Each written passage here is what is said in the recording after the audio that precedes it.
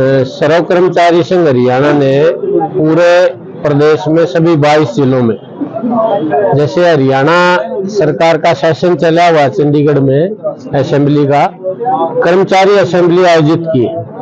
और ये कर्मचारी असेंबली हमें इसलिए करनी पड़ी कि सरकार द्विपक्षीय वार्ता चिट्ठी लिखने से करती नहीं है समस्याओं का समाधान। हमें आंदोलन और संघर्ष करके ही बात मनवानी होती है।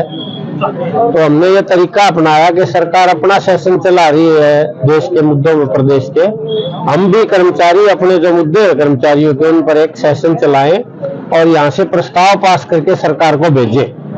तो हमारे 10 प्रस्ताव हैं। उनमें पहला प्रस्ताव है हमारा, सरकार पुरानी पेंशन स्कीम लागू करे, सभी महकमों में खाली पदों को नियमित भर्ती से भरे, राज्य में रोजगार का विस्तार करे। अगला प्रस्ताव है सार्वजनिक सेवाओं की उपलब्धता, गुणवत्ता और समयबद्धता। सेवाएं कम होगी सरकारी, क्वालिटी भी इनकी घट रही है और टाइम का पता ही नहीं है। तो हर दफ्तर में टाइम शेड्यूल लगे, ये काम इतने दिन में होगा, ये काम इतना, और इवन कर्मचारियों के जो सेवा संबंधी मसले उनमें भी होगा। इसके साथ है हरियाणा का अलग वेतन आयोग बने और जो वेतन विसंगति 7वें वेतन आयोग में रह गई वो दूर की जाए। अलग वेतन आयोग हम इसलिए मांग रहे हैं कि केंद्र वाले में भी सरकार हूँ लागू नहीं करती, कुछ काट छाट करके ही करती है, खासकर भत्तों में। तो अलग बने हमारा। कर्मचारियों को सामाजिक और राजनीतिक अधिकार दे सरकार। लोकतंत्र में हम, तो हम भी यहाँ के नागरिक हैं, हमें भी चुनाव लड़ने का लिया वो सुना करो पहले। बिजली संशोधन विधेयक 2023 को सरकार निरस्त करे, वापिस ले। समावेशी विकास और सामाजिक न्याय का प्रस्ताव है हमारा। 2020 में जो राष्ट्रीय शिक्षा नीति बनी है नई, वो लोगों के हित में नहीं है। वो निजीकरण को, सेंट्रलाइजेशन को और शिक्षा को महंगी करेगी। उसको वापस ले सरकार और जनहित में लोगों का जिनका स्टेक पर लगा उनसे सलाह लेके नई शिक्षा नीति बनाए। और एक प्रस्ताव हमारा रोड ट्रांसपोर्ट विधेयक 2019 जो रोडवेज के निजीकरण को बढ़ावा देता है उसको निरस्त करे और सार्वजनिक परिवहन की जो सेवाएं हैं उनको बढ़ाए। 18,000 बसें सरकार नहीं ले हरियाणा की आबादी के अनुसार, और उसमें लगभग 90,000 और 1 लाख के आसपास कर्मचारियों को जॉब मिलता है।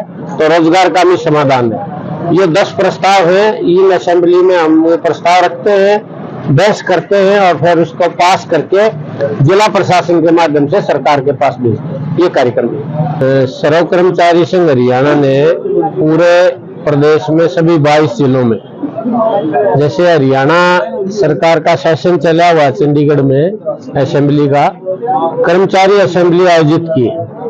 और ये कर्मचारी असेंबली हमें इसलिए करनी पड़ी कि सरकार द्विपक्षीय वार्ता चिट्ठी लिखने से करती नहीं है समस्याओं का समाधान। हमें आंदोलन और संघर्ष करके ही बात मनवानी होती है। तो हमने ये तरीका अपनाया कि सरकार अपना सेशन चला रही है देश के मुद्दों में, प्रदेश के, हम भी कर्मचारी अपने जो मुद्दे हैं कर्मचारियों के, उन पर एक सेशन चलाएं और यहाँ से प्रस्ताव पास करके सरकार को भेजें। तो हमारे 10 प्रस्ताव हैं।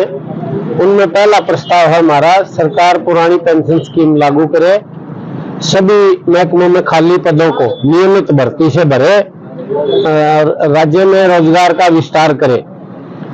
अगला प्रस्ताव है सार्वजनिक सेवाओं की उपलब्धता, गुणवत्ता और समयबद्धता। सेवाएं कम होगी सरकारी, क्वालिटी भी इनकी घट रही है और टाइम का पता ही नहीं है। तो हर दफ्तर में टाइम शेड्यूल लगे, ये काम इतने दिन में होगा, ये काम इतना, और इवन कर्मचारियों के जो सेवा संबंधी मसले उनमें भी होगा।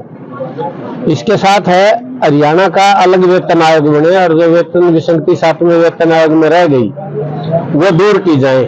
अलग वेतन आयोग हम इसलिए मांग रहे हैं कि केंद्र वाले में भी सरकार हूँ लागू नहीं करती, कुछ काट छाट करके ही करती है, खासकर भत्तों में। तो अलग बने हमारा। कर्मचारियों को सामाजिक और राजनीतिक अधिकार दे सरकार। लोकतंत्र में हम, तो हम भी यहाँ के नागरिक हैं, हमें भी चुनाव लड़ने का लिया वो सुना करो पहले। बिजली संशोधन विधेयक 2023 को सरकार निरस्त करे, वापिस ले।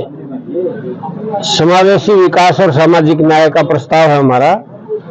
2020 में जो राष्ट्रीय शिक्षा नीति बनी है नई, वो लोगों के हित में नहीं है। वो निजीकरण को, सेंट्रलाइजेशन को और शिक्षा को महंगी करेगी। उसको वापस ले सरकार और जनहित में लोगों का जिनका स्टेक पर लग गया उनसे सलाह लेके नई शिक्षा नीति बनाए।